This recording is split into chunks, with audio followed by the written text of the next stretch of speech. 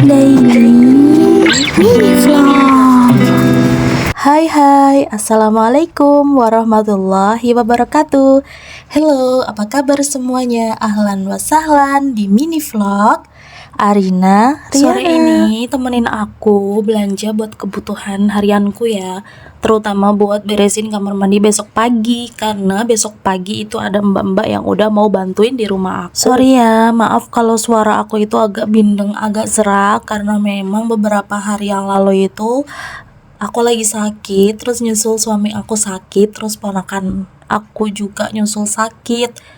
Tapi memang kayaknya lagi musimnya ya, karena panas hujan. Ini sambil jalan mau menuju ke minimarket yang menurut aku di sini tuh harganya agak miring.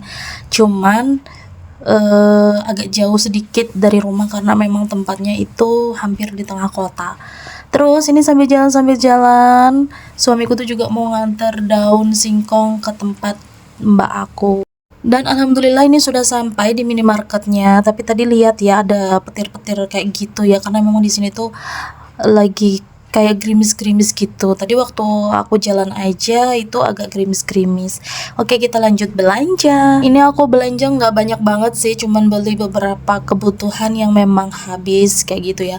Bukan nggak mau belanja di warung tetangga aku, tapi memang ada beberapa barang yang di warung itu. Kalau di warung desa ya itu ada beberapa barang yang nggak lengkap kayak gitu. Kalau ada mungkin itu yang agak kecil, tapi aku juga sering kok belanja di tetangga-tetangga. Di sini aku cuman ambil beberapa aja buat bersihin kamar mandi, tapi di sini yang aku cari itu nggak ketemu. Ya sudahlah ya, aku ambil yang ada aja. Sambil belanja-belanja, sambil sedikit cerita ya, pengalaman aku waktu dulu itu sekolah di Palembang, di kota itu pernah kecopetan.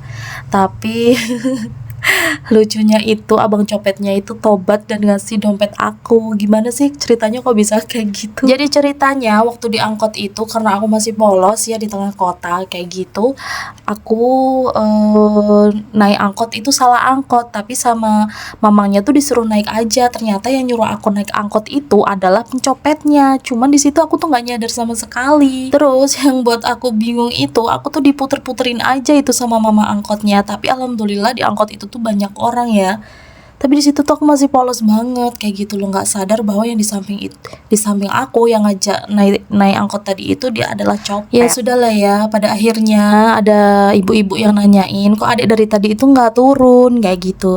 Terus aku bilang kalau aku tuh mau ke masjid DPRD Roiyah kayak gitu. Terus mamang sopirnya tuh bilang, "Dek, kalau mau naik angkot yang ke arah sana gitu kan, maksudnya ke arah tengah kota itu, adik nggak harus itu apa, bukan pakai angkot ini kayak gitu loh, bukan pakai angkot yang warna ini, adik itu harusnya pakai angkot warna merah." Terus lanjut ya, setelah itu ternyata mamang yang di samping aku itu bilang, katanya nanti itu ya dek berhenti di lampu merah aja.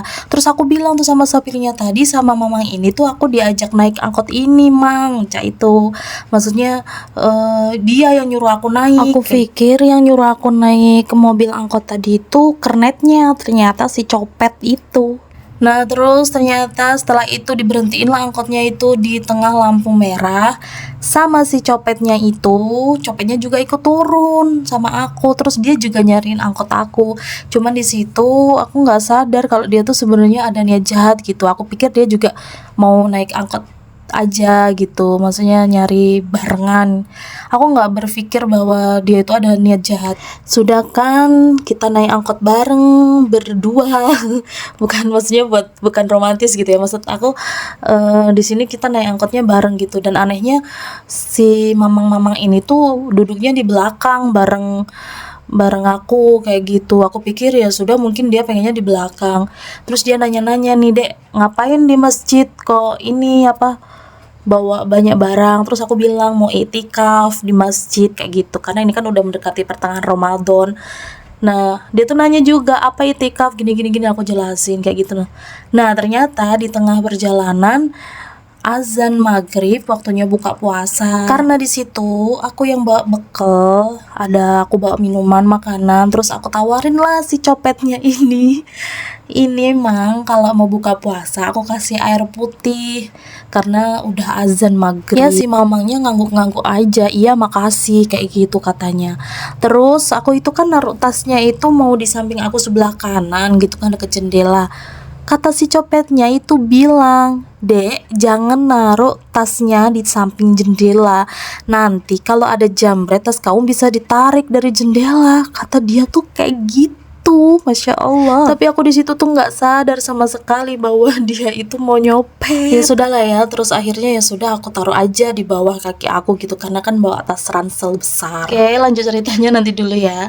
Ini sudah mau arah ke pondok Sido Gede, pondok aku tercinta, tersayang. Kilatnya di depan itu kelihatan banget ya kalau mau hujan deras. Di sini aku bukan apa-apa dan bukan siapa-siapa. Aku cuman bantu-bantu aja di pondok ini. Tapi aku di sini sudah hampir berapa ya, 13 tahun lah tinggal di sini.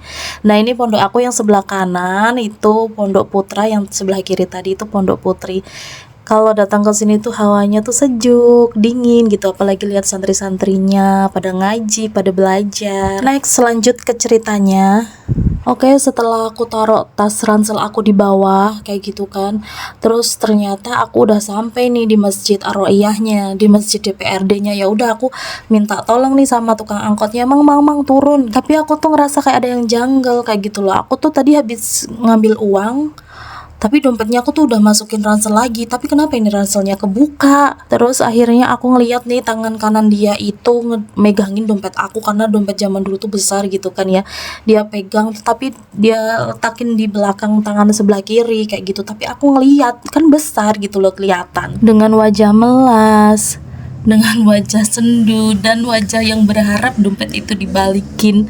Terus aku bilang nih sampai 3 kali, "Mang, minta tolong balikin dompetnya, minta tolong balikin dompetnya." Karena apa? Karena pas waktu itu aku tuh nggak megang uang sama sekali, dan uang selembar itu yang di dompet itu tinggal pegangan aku. Terus ya anehnya itu sama mamang copetnya, dompet aku itu dibalikin. Alhamdulillah banget ya. Walaupun sebenarnya di situ aku tuh udah ngewel banget, turun dari angkot itu kaki aku tuh udah gemeter, jalan ke masjid itu udah kayak nggak kuat, naik tangga aja aku tuh sampai ngesot karena saking grogi, takut kayak gitu loh. Tapi sampai masjid aku cerita sama temen-temen, malahan mereka itu ketawa terpahak-pahak, pokoknya termehek-mehek lah ketawanya itu, katanya lucu gitu loh. Karena mamang copetnya itu mau ngebalikin dompet yang udah dicopet. Buat pengalaman aja sih, lebih berhati-hati lagi sama orang yang kadang baik ternyata. Nauzubillah min zalik. Oke, terima kasih yang udah nemenin aku. Sampai jumpa besok lagi. Bye. Assalamualaikum.